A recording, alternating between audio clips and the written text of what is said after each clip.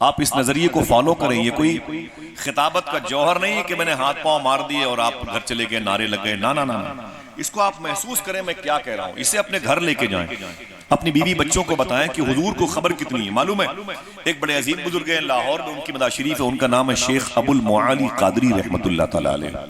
شیخ ابو المعالی قادری رحمت اللہ تعالیٰ علیہ, یہ نام رکھے کے ذہن پہ, بھول جائیے گا تو مدنی نعت انفو میں اسے سرچ کیجئے گا, آپ کے جلسے کی جو فہرست آئے گی اس میں یہ نام مل جائے گا. شیخ ابو المعالی قادری, ان کے ایک مرید تھے لال محمد بدخشانی یا شیخ محمد بدخشانی نام تھا ان کا. سنیے گا, وہ حضور غوث اعظم سرکار سے بڑی محبت فرماتے تھے. سبحان اللہ کہہ دو, بات آئے تو غوث پاک کی بول دیا کرو. وہ کہتے ہیں کہ میں حضور سیدنا شیخ عبدالقادر جیلانی سے بڑی محبت کرتا تھا. حضور غوث پاک کی میرے دل میں بڑا احترام تھا, بڑا پیار تھا. میں کثرت سے سیدنا شیخ عبدالقادر جیلانی کو یاد کرتا تھا. ایک دن معلوم ہے کیا کہا شیخ محمد بدخشانی نے, فرماتے ہیں کہ میں نے سوچا کہ پتہ نہیں غوث پاک کو میرے یاد کرنے کی خبر ہوتی ہے کہ نہیں. توجہ ہے آپ کی, نکلے دنیا کی ممر سے, نکلے موبائل کے گیم کھیل کود سے, واٹس ایپ سے نکلے, انسٹاگرام سے, آئیں تھوڑی سی حضور کی باتیں, پھر بتاتا ہوں کہ حالات کیا ہیں زمانے کے. وہ کہتے ہیں کہ شیخ بدخشانی کہتے ہیں کہ میں نے ایک دن یہ سوچا پتہ نہیں حضور کو غوث پاک کو میں اتنا یاد کرتا ہوں, میری یاد کرنے کی خبر ہوتی ہے کہ نہیں. وہ کہتے ہیں اسی رات, دیکھنا کون کون سبحان اللہ کہتا ہے, اسی رات میں نے خواب میں دیکھا میں ایک ریگستان میں کھڑا ہوں ننگے سر, اور سامنے سیدنا شیخ عبدالقادر جیلانی کھڑے ہیں. بہت بہت شکریہ اپنی ماں اور اپنے باپ کی مغفرت کے لیے. ذرا پھر سے بولیں سبحان اللہ. سبحان اللہ. کہتے ہیں اسی رات میں نے, شیخ لال محمد بدخشانی فرماتے ہیں, میں نے اسی رات دیکھا میں ایک ریگستان میں کھڑا ہوں اور سامنے سیدنا شیخ عبدالقادر جیلانی کھڑے. بات لاہور کی ہے اور غوث پاک بغداد شریف میں. سبحان اللہ. کہتے ہیں جیسے سیدنا شیخ مجھے نظر آئے میں نے سلام کیا, حضور غوث پاک نے میرے سلام کا جواب دیا.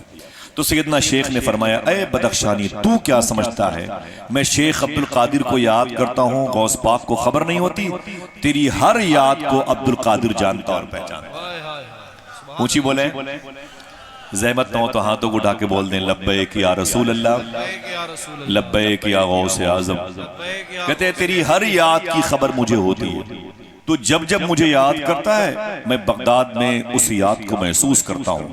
اور سن ثبوت کے طور پر فرمایا, ثبوت یہ لے لے. کہا کہا تو ننگے سر کھڑا تھا ریگستان میں تیرے لیے امامہ لے کے آیا.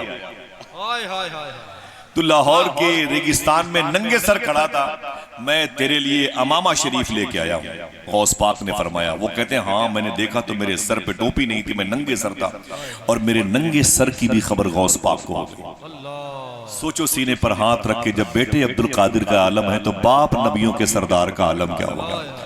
یہ عقیدہ بھول جائیے وہابیہ دیابنا کہ حضور یہ نہیں جانتے, حضور یہ نہیں جانتے.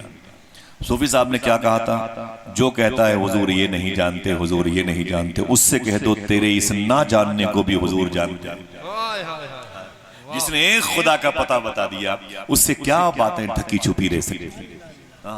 جس نے ایک خدا کا پتہ بتا دیا, خدا ایک ہے. حضور کے معجزے پر بات آئی, کچھ صوفیہ بیٹھے, کسی نے کہا کہ حضور کا سب سے بڑا معجزہ کیا, حضور کی سب سے بڑی بزرگی جو کرامت اور معجزہ ہے وہ کیا ہے. معلوم ہے کسی نے یہ بتایا, کسی نے قرآن بتایا, کسی نے اللہ کے نائب ہیں, وہ نائب جو ہے کائنات کی تخلیق کا سبب ہے, وہ حضور کی وجہ سے جنت بنی وغیرہ وغیرہ. تو ایک بزرگ نے کہا کہ حضور کا ایک معجزہ سب سے بڑا میری نظر میں یہ ہے, بغیر خدا کو ایک دکھائے ہوئے پوری دنیا سے ایک خدا ہونے کا لوہا بنوا لیا. یہ حضور کا بڑا معجزہ ہے. اللہ کا شکر ہے کہ یہ پتھروں کے سامنے, یہ پیپل کے درختوں کے سامنے یہ سر نہیں جھکا. سمجھ رہے ہیں آپ, بول دو محبت کے ساتھ سبحان اللہ. اے اللہ تیرا شکر ہے. معلوم ہے تو یہ کہتے ہیں شیخ ابو المعالی کہتے ہیں کہ میرے مرید شیخ بدخشانی فرماتے ہیں کہ میں ریگستان میں تھا, جب میں نے حضور غوث پاک کو خواب میں دیکھا تو میں ننگے سر تھا. غوث پاک نے فرمایا یہ امامہ شریف میں تیرے لیے لایا ہوں, امامہ شریف میں تیرے لیے لاؤں. خواب کا سلسلہ ختم ہو گیا. بدخشانی فرماتے ہیں میں اپنے پیر کی بارگاہ میں آیا. صبح کو دیکھنا تیار رہیے گا سبحان اللہ کہنے کے لیے. کہتے ہیں میں اپنے پیر کی بارگاہ میں آیا. جب اپنے پیر کی بارگاہ میں آیا نا تو پھر میں نے مجھے بلایا گیا، شیخ ابو المعالی قادری نے مجھے بلایا، بولے بدخشانی کو بلا کے لاؤ۔ جسے شیخ بدخشانی بلا کے لائے گئے نا تو پیر صاحب نے معلوم کیا کہا؟ سنو، مرید تو مرید ہے، پیر کو خبر کتنی ہوئی معلوم ہے؟ پیر صاحب نے فرمایا اے بدخشانی، تو نے رات میں خواب میں حضور غوث پاک کی زیارت کی؟ فرمایا کہ مجھ پر کرم ہوا ہے۔ فرمایا تو ننگے سر تھا؟ کہا ہاں۔ کہا پھر حضور غوث پاک نے کیا کہا؟ کہا حضور غوث پاک نے فرمایا تو ننگے سر تھا، میرے تیرے ننگے سر کی بھی مجھے خبر ہو گئی ہے، اسی لیے تیرے لیے امامہ شریف لایا ہوں۔ تو ان کے پیر نے کہا حضور غوث پاک نے امامہ دیا؟ تو وہ کہتے ہیں کہ حضور غوث پاک نے اتنا کہا تھا میں تیرے لیے امامہ لایا ہوں، یوں کیا تھا اور میری آنکھ کھل گئی، امامہ غائب غوث پاک غائب۔ تو ان کے پیر نے کہا وہ امامہ غوث پاک مجھے دے کے گئے ہیں۔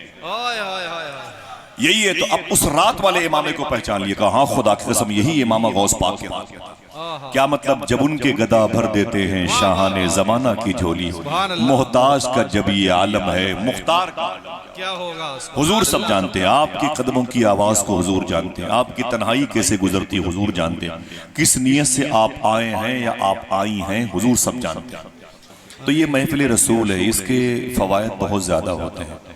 معلوم ہے آپ کو کہ حضور کا ذکر، صوفی صاحب قبلہ فرماتے ہیں کہ جس کی بیوی کا دل بڑا سخت ہو یا جس بیوی کے شوہر کا دل بڑا سخت ہو، سنیں آپ، فرماتے ہیں صوفی صاحب جس مرد کا یا جس عورت کا دل بڑا سخت ہو، بات بات میں لڑ پڑے، بیوی چاہے اپنے شوہر سے، شوہر چاہے اپنی بیوی سے لڑ پڑے، تو اس دل کے پتھر ہونے کی جو نشانی ہے وہ ظاہر ہو رہی ہے۔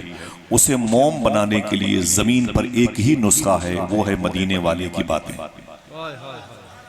اگر کسی سخت اور پتھر دل انسان کو حضور کی محفل میں لا کے آپ بٹھانے لگے تو انشاءاللہ 2-4 مرتبے حضور کی باتیں سنتے سنتے اللہ اس کے دل میں نرمی پیدا کرے۔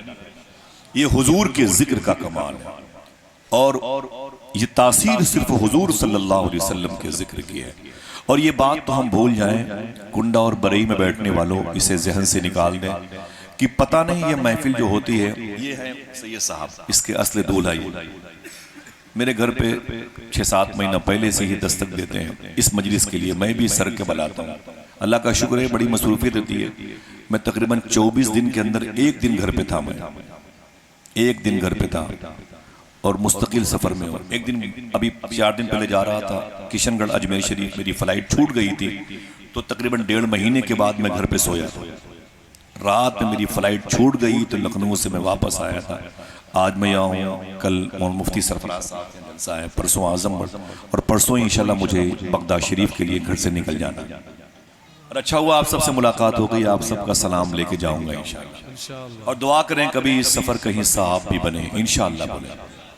ٹھیک ہے، بات سنیں آپ، یہ حضور کی مجلس ہے، یہ تو ذہن سے نکال دیں کہ پتہ نہیں میرے بیٹھنے کی خبر کسی کو ہوتی ہے کہ نہیں ہوتی ہے، میرے آنے کی خبر کسی کو ہوتی ہے کہ نہیں ہوتی۔ یہ ہو سکتا ہے کہ آپ کے بیٹھنے کی خبر کمیٹی کے صدر صاحب کو نہ ہو، سیکریٹری صاحب کو نہ ہو، جلسے کی خزانچی کو نہ ہو، محلے والوں کو خبر نہ ہو، لیکن خدا کی قسم حضور کو خبر ہوتی ہے۔ آپ چاہیں تو میری گردن پہ چھری رکھ دیں، لیکن میں اس عقیدے سے منحرف نہیں ہو سکتا۔ میں قرآن سر پہ رکھ کے کہہ سکتا ہوں جتنے لوگ یہاں پر اچھی نیتوں کے ساتھ آئے ہیں، ماں بہنیں بچیاں بچے آئے ہیں، سب کی خبر حضور کو۔ جتنی مرتبہ آپ حضور کا نام لیں گے حضور کو خبر ہوتی رہتی ہے۔ آج فجر کی نماز سے پہلے کی بات ہے، آج فجر کی نماز سے پہلے میں بیٹھا تھا، میرے دوست ان کی بیوی بیٹھی تھی، وہ بڑی مبارک خاتون ہے، معلوم ہے، وہ کہتی ہیں بھائی جان آج کی بات ہے واللہ العظیم بتا رہا، یہ ریکارڈ ہو رہا ہے یہ مدنی نعت انفو کے ذریعے سے، میں ان کے قریب بیٹھا تھا، ان کے شوہر بیٹھے تھے، بہت پیاری خاتون ہے، کہنے لگیں کہ بھائی جان 1 ہفتے تک مجھے الجھن بہت تھی، میں نے درود پڑھنا بند کر دیا، قرآن پڑھنا بند کر دیا، نفل پڑھنے بند کر دیا، میں نے سب بند کر دیا۔ آپ کیا سمجھتے ہو جو 2 رکعت جمعہ کے دن پڑھنے آتے ہو، امام صاحب کو دکھایا ہم آ گئے ہیں، ہم نے حاضری بھر دی ہے، اب جا رہے ہیں، پھر پورے ہفتے نظر نہیں آتے۔ باپ نے سختی کی تو لوگ بیٹے مسجد میں آ جاتے ہیں، بھائی نے سختی کی تو بھائی مسجد میں آ جاتا ہے، ورنہ لوگ سمجھتے ہیں بھائی جس کے لیے ہم سجدہ کر رہے ہیں وہ تو ہمیں دیکھ ہی نہیں رہا ہے، معاذ اللہ وہ دیکھتا کتنا ہے میں بتا دوں۔ آج کی بات ہے فجر کی نماز سے پہلے میں گھر سے تقریباً 250 کلومیٹر دور تھا اور اپنے دوست کے یہاں بیٹھا ہوا تھا، تو معلوم ہے ان کی بیوی نے کیا کہا، بڑی مبارک ہے، بڑی قسمت والی ہے، بڑی حیادار ہے اور بڑی قسمت اعلیٰ پائی ہے، وہ کہنے لگے کہ بیچ میں ایک ہفتے تک کے لیے میں نے درود پڑھنا بند کر دیا، قرآن پڑھنا بند کر دیا، اور میں نے نفل پڑھنا بند کر دیا۔ تو خدا کی قسم وہ کہتی ہیں کہ بھائی جان میں نے ایک ہفتے کے اندر ہی حضور صلی اللہ علیہ وسلم کو میں نے خواب میں دیکھا۔ معلوم ہے کیا دیکھا آپ؟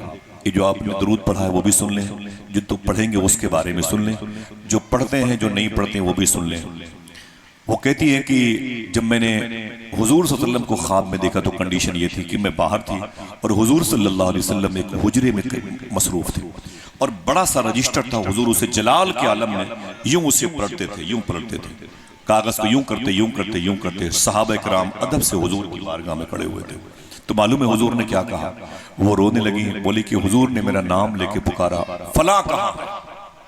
اس کا کوئی درود اس ہفتے میری بارگاہ میں نہیں آیا۔ فلاں کہاں ہے؟ اسے بلا کے لاؤ، اس کا کوئی درود، اس کی کوئی نفل نماز ہے، قرآن کی تلاوت ہے، رجسٹر میں لکھی، اسے بلا کے لاؤ۔ وہ کہتی رونے لگی، بولے صحابہ دوڑے میرے پاس اور مجھ سے بولے تجھے میں نام نہیں لوں گا، وہ آپ تشہیر ہو جائے گی، شہرت ہو جائے گی۔ صحابہ کرام نے بولے تجھے حضور یاد کر رہے ہیں۔ بولے میں ڈرتی ڈرتی آئی تو حضور نے فرمایا تیرا کوئی درود اس ہفتے میری بارگاہ میں نہیں آیا، تیرا کوئی عمل میری بارگاہ میں نہیں آیا۔ حضور نے فرمایا ڈنڈا لے کے آؤ۔ خدا کی وہ کانپ رہی تھی جب کہہ رہی، بولے حضور پر ڈنڈا لے کے آؤ۔ اچانک حضور کے ہاتھ پہ مبارک ڈنڈا آ گیا، اور آقا نے فرمایا ڈنڈا لے کر کے تو نے کیوں نہیں پڑھا میری بارگاہ میں درود؟ تو نے قرآن کی تلاوت کیوں نہیں کی؟ تو نے مجھے یاد کیوں نہیں کیا؟ تو وہ رونے لگی، بولے حضور مجھے معاف کر دو، سرکار مجھے معاف کر دو، میں مصروف تھی، الجھن تھی۔ حضور فرماتے تو کیا سمجھتی ہے کہ میرے درود کی خبر میرے نبی کو نہیں ہوتی، پڑھنے سے پہلے مجھے خبر ہو جایا کرتی ہے۔ پھر معلوم ہے حضور خواب میں تشریف لے گئے، ان کی آنکھ کھل گئی، انہوں نے اپنے شوہر کو جگایا۔ معلوم کیا کہا؟ ان کے شوہر ہنس رہے تھے، بولے مجھے جگا کے بولتی ہیں جب تک اب دوبارہ میں حضور کو خوش چہرے کے ساتھ دیکھ نہ لوں مجھ سے باتیں نہ کرنا۔ معلوم کیا کہا؟ جب تک میرے آقا مجھ سے راضی نہ ہو جائے خبردار مجھ سے باتیں نہ کرنا، تمہارے لیے وقت پہ کھانا رہے گا، وقت پہ پانی رہے گا، بس مجھ سے باتیں نہ کرنا۔ معلوم ہے وہ رونے لگی۔